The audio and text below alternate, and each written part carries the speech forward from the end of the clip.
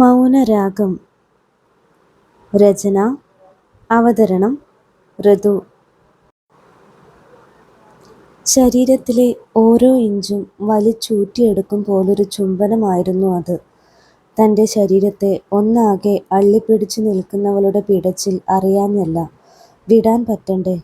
അത്രയേറെ വശം കെടുത്തി കളയുന്നുണ്ട് ഇളം ചുണ്ടുകളുടെ രുചി. അതിങ്ങനെ ഓരോ തവണയും വലിച്ചെടുക്കുമ്പോൾ ശരീരത്തിലെവിടെയൊക്കെയോ നീറ്റൽ വരുത്തുന്ന നഖങ്ങളോട് പോലും അടങ്ങാത്ത അഭിനിവേശം തോന്നുന്നുണ്ട്. ശ്രീഹരി പതുക്കെ കണ്ണു തുറന്നു. ചുമരോട് ചേർന്ന് കുറച്ചു സമയങ്ങൾക്കുള്ളിൽ താൻ ഏൽപ്പിച്ച ചുംബനത്തിലൊട്ടാകെ വിയർത്ത് പരവശയായി പോയൊരു പെണ്ണ് അവൻ്റെ കൺമുന്നിൽ തെളിഞ്ഞു വന്നു.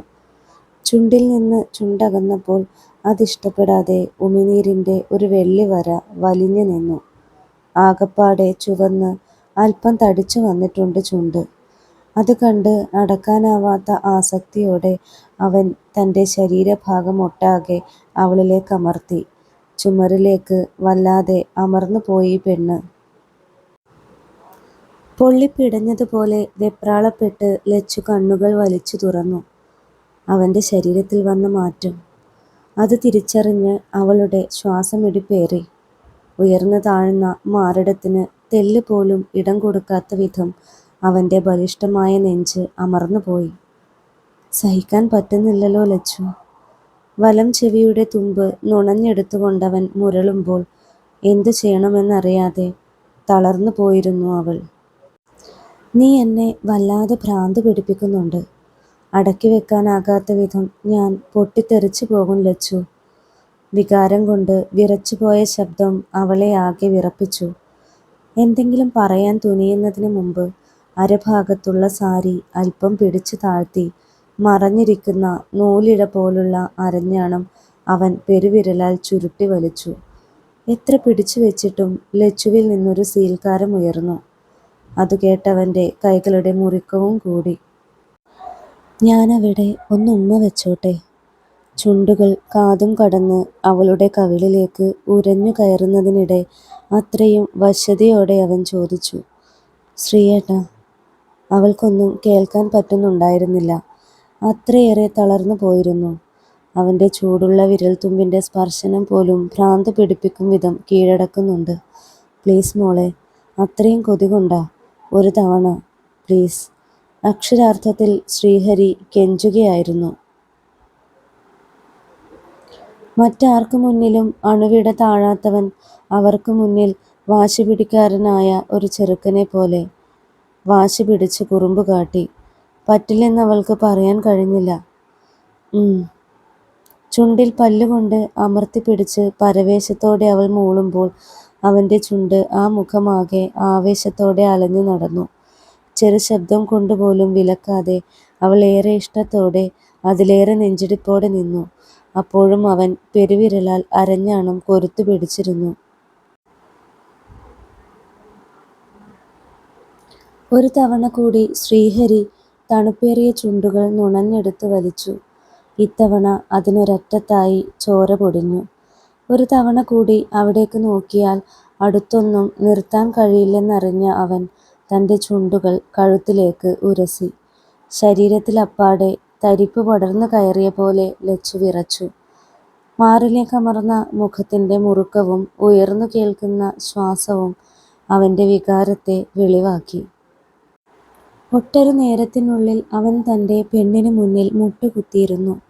വിറക്കുന്ന കൈകളോടെ അണിവയറിലെ സാരി മാറ്റുമ്പോൾ അവൻ്റെ കണ്ണുകൾ ചുവന്നു വന്നു. കണ്ണിനു മുന്നിൽ കണ്ട കാഴ്ചയിൽ അവൻ്റെ ഹൃദയമിടിപ്പൊരു നേരം തെറ്റിയ പോലെ. നന്നേ വെളുത്ത് അല്പം ചുവന്നു പോയ കുഞ്ഞുവയർ, ഇളം സ്വർണ്ണ നിറത്തിൽ ഉയർന്നു നിൽക്കുന്ന നനുത്ത രോമങ്ങൾ, മധ്യഭാഗത്തായി കാണുന്ന വശ്യതയേറിയ അവൻ്റെ സമനില തെറ്റിച്ച പൊക്കിൽ ചുഴി, അതിനു കുറുകെ കുറച്ചു മുന്നേ വലിച്ചെടുത്ത പൊന്നരഞ്ഞാണം. അവൻ്റെ പിടിവിട്ടു പോകാൻ മറ്റെന്തു വേണം? എൻ്റെ പൊന്നേ. അവളിൽ പൂർണ്ണമായും അലിഞ്ഞു പോയപ്പോൾ ഇടർച്ചയോടെ വിളിക്കുകയും ഒപ്പം അത്രയേറെ ആസക്തിയോടെ അവിടേക്ക് തൻ്റെ മുഖം അമർത്തി ഉരയ്ക്കുകയും ചെയ്തു. തുള്ളിപ്പോയി ലച്ചു. ശ്രീയേട്ടാ. അവളുടെ ഒച്ച ഉയർന്നു. പഞ്ഞിക്കൂടിനുള്ളിൽ വീണതുപോലെ ശ്രീഹരി സ്വയം മറന്നു. തൻ്റെ മുഖം കൊണ്ടവൻ പലതവണ അവിടെ ഉരച്ചു. വളർന്നു തുടങ്ങിയ താടിരോമങ്ങൾ കുത്തിയിറങ്ങി അവിടമാകെ ചോരച്ചുവപ്പാർന്നു. സഹിക്കാൻ വയ്യാതെ ലച്ചു പെരുവിരൽ കുത്തിയുയർന്നു. അവൻ്റെ തലമുടിയിലാകെ കൈകൾ അലഞ്ഞു നടന്നു. പൊക്കിൽ ചുഴിയിൽ നാവ് കുത്തിയിറക്കുമ്പോൾ ഉമിനീർ പടർന്നൊലിച്ചു. താങ്ങാൻ കഴിയാത്ത വികാരക്ഷോഭത്താൽ ശക്തിയോടെ തന്നെ അവൾ അവൻ്റെ തലമുടി പിടിച്ചു വലിച്ചു ചുമരിൽ തലയമർത്തി. ശബ്ദം ഉയരാതിരിക്കാനായി ഒരു കൈകൊണ്ട് വാ പൊത്തി. എന്നിട്ടും സീൽക്കാരങ്ങൾ അതിരുവിട്ടു. കൈവിരലുകൊണ്ട് തലോടിയും പല്ലുകൊണ്ട് കടിച്ചും നാവുകൊണ്ട് നനച്ചും അവളുടെ അണിവയറിലൊന്നാകെ അവൻ അലഞ്ഞു. ശരീരം വരുതിയിൽ നിൽക്കില്ലെന്നുറപ്പായ നിമിഷം അരയിൽ ഇറുകിക്കുത്തിയ സാരിയുടെ പ്ലേറ്റ് ഒന്നാകെ വലിച്ചെടുത്തതും ഡോറിൽ ശക്തിയിൽ ആരോ വന്ന് മുട്ടിയതും ഒരുമിച്ചായിരുന്നു. എന്നാൽ അവനതൊന്നും കേട്ടതേയില്ല. അവളോടുള്ള പ്രണയം കൊണ്ടും അടങ്ങാനാകാത്ത കാമം കൊണ്ടും കത്തിജ്വലിച്ചു പോയിരുന്നു അവൻ. കുട്ടിയെ, വാതിലൊന്ന് തുറക്കൂ. തുടരെ വിളികൾ വന്നുകൊണ്ടിരുന്നു. ശ്രീയേട്ടാ, മതി, ആരോ വിളിക്കുന്നുണ്ട്. ഒട്ടും അടങ്ങാത്തൊരു ഒറ്റക്കൊമ്പനെ പോലെ അവളിലേക്ക് കൂടുതൽ മുഖം അമർത്തുന്നവനെ എങ്ങനെ തടയണമെന്നറിയാതെ അവൾ കുഴങ്ങി. മോളെ! വീണ്ടും പുറത്തുനിന്ന് ശബ്ദമുയർന്നു. ഇത്തവണ ലച്ചു പരമാവധി ശക്തിയിൽ അവൻ്റെ മുടിയും മുഖവും പിടിച്ചു വലിച്ചു. എന്താടി? എന്താ നിനക്ക്?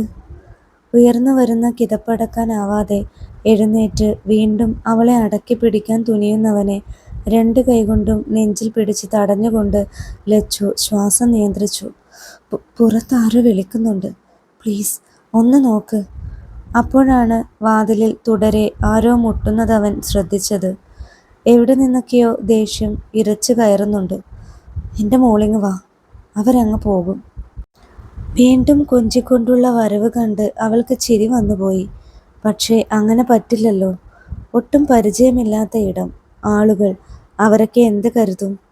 എൻ്റെ പൊന്നല്ലേ, ഇതിനകത്ത് കയറിയിട്ട് ഇപ്പം തന്നെ നേരെ ഒത്തിരിയായി. ഞാൻ കുളിച്ചിട്ട് വരാം. ശ്രീയേട്ടൻ ആരാ ഒന്ന് നോക്ക് പ്ലീസ്. അവനേക്കാളേറെ കൊഞ്ചിക്കൊണ്ട് വരുന്ന പെണ്ണിനോട് എങ്ങനെ പറ്റില്ലെന്ന് പറയും? കണ്ണുകൾ ചുരുക്കി ചുണ്ടു കൂർപ്പിച്ചുള്ള ഭാവങ്ങളൊക്കെ കൊതിയോടെ നോക്കി നിന്നു പോകും.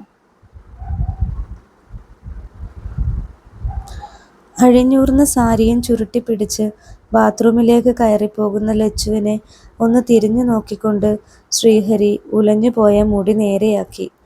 ഷർട്ടിൻ്റെ ചുളിവുകൾ നിവർത്തി മുണ്ടൊന്ന് മാടിക്കുത്തി. അമർത്തി ഒന്ന് മുഖം തുടച്ച് വാതിൽ വലിച്ചു തുറന്നു. വെപ്രാളത്തോടെ പുറത്ത് സീത നിൽക്കുന്നുണ്ട്. പെട്ടെന്ന് മുന്നിൽ ശ്രീഹരിയെ കണ്ടപ്പോൾ അവർ ഒന്ന് ചിരിച്ചു. കഴിക്കാറായി, താഴെ വിളിക്കുന്നുണ്ട്. മോളെവിടെ? ലച്ചു കുളിക്കുവാ.